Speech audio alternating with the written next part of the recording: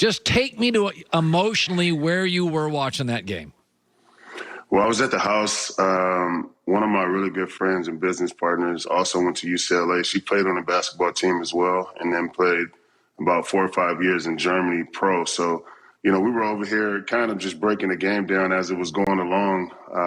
From a cerebral standpoint, I felt like, the Bruins went out there and played a pretty perfect game. Yeah. Obviously, there's some easy buckets that we would have wanted back, but they went out there and played how you're supposed to play. And for them to lose in that way, I'm still heartbroken for them. I was going to say, if as I was talking to you before we went on the air, you were still down.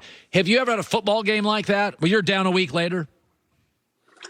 Yeah. I mean, I think my junior year when we played against USC at home, when they had Reggie Bush, Matt Leinart, that game was a back-and-forth game, probably the closest game that I had against SC when I was there.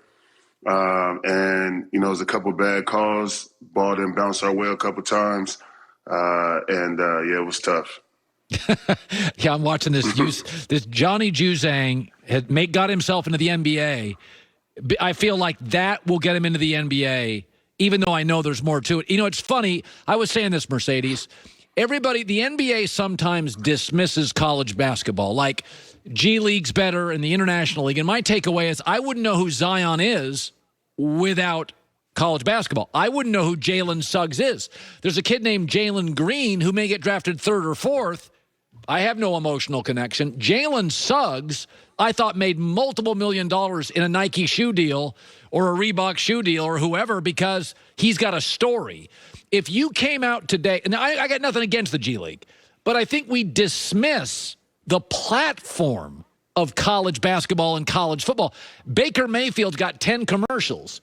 He's not a top 10 quarterback, but he's got more commercials because of Oklahoma, because I watched him.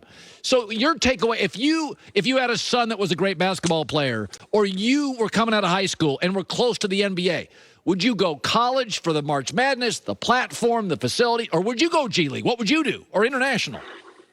I guess that would depend on, what type of player I am. Obviously, you have your, LeBron James, your Kobe Bryants that can just do it straight out of high school. And then you have, the guys that are in high school that could potentially make some noise, but, want to go make some money. So the G League would be their option. But, if you are a highly talented, great high school basketball player and you understand that, like, a year in college wouldn't do you bad, but only thing you can do is, raise your stock, I would go to college just because of the platform, for sure. Did you like your college experience, even though you knew you got hit for years, didn't get paid? Did you enjoy the college experience as an athlete? I did. I mean, I wanted to go to UCLA since I was 8 years old. And once it started to get closer, as far as me signing and getting ready for college, I was just blessed to be in that position. Obviously, you know what Westwood is like.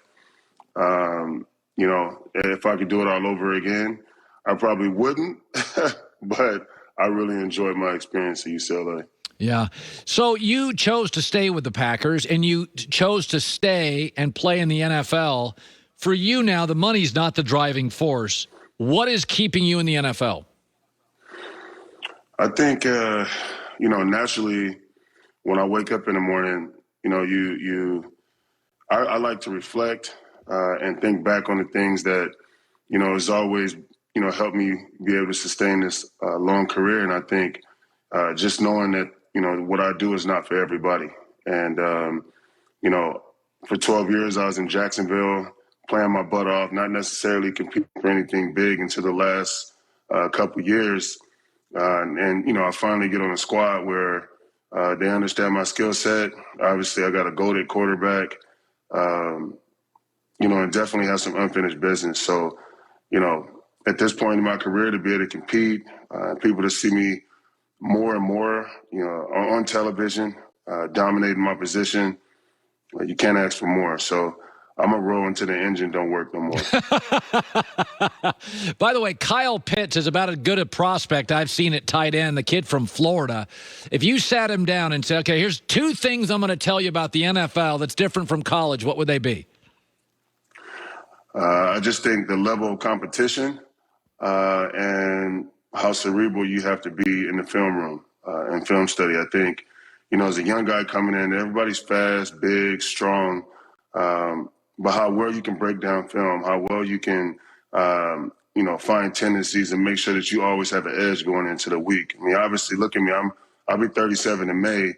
You don't make it 16 years in the league just walking on the field. Like, it just doesn't happen that way. So being able to have a routine, understanding, your strengths is also your weaknesses, and being able to, get most out of yourself every Sunday is the most important thing. So, yeah. Yeah, by the way, Aaron Jones took a little less money to stay in Green Bay, which for a running back is rare. Did he confide in you? Because I think Green Bay is a good place to play. They treat you well. They treat you great. You win a bunch of games. I got Aaron Rodgers. We're not going to be out of games. The division's winnable. And when he took less money, what was your initial reaction? Well, I had talked to Aaron maybe 3 or 4 times before he had signed his contract, and he just leaned on me a little bit just for advice. Obviously, I've seen it all. And what I told him is that, look, there's no question about what type of player you are. Depending on, where you want to go or who's looking at you, it's going to be around the same money, right? So understand that, you can sign and go somewhere else, but the grass may not be greener. You could get there and the quarterback not really be what you're used to, or the scheme and how we're able to get, how A-Rod is able to get you to rock may not be the same. And so, take some time to understand, what you're going to be doing and where you want to end and see yourself at the end of the road. And I think he made a great decision. I think they do a really good job of getting Aaron Jones involved. And I told him, I said, hey, man, you're not going to have a tight end like me on the edge blocking for you. So you might want to take that into account, too. That's right. Kyle Pitts doesn't want to block. I've watched him. He got no interest blocking, that's for sure. You're about 2 years from retiring and just going to UCLA games all the time, aren't you? Just hanging out at Pauley and doing your thing. 100%. I mean, I'm not one of those guys that don't look forward to being able to work out when I want to work out, not be told what to do, being able to go to UCLA, watch games, and just reflect on the really good times that I've had, not just as a player, but the man I've become. So, when that time comes, I'll be ready for it and excited about it. Well, you signed a 2-year, $8 million deal. I know that restaurant around the corner from your house. Why don't you go buy some chicken parm tonight and live big, fella? Just go. Chicken parm on me whenever you're ready, bro. You can get me some free Bruin tickets too. They think I'm a Trojan homer, but I go to UCLA games. Marcedes, love you, man. Great seeing you again. Love you too, man. Appreciate it. All right, Marcedes Lewis, one of the really good guys. Isn't that great? Aaron Jones goes to Marcedes Lewis. Big fella.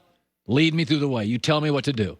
It's funny. And Marcedes Lewis, and I bring Marcedes on half dozen times a year, and Marcedes is like, listen, man, you can make kind of the same money all the time. I told somebody this weekend, a buddy of mine, he's always complaining.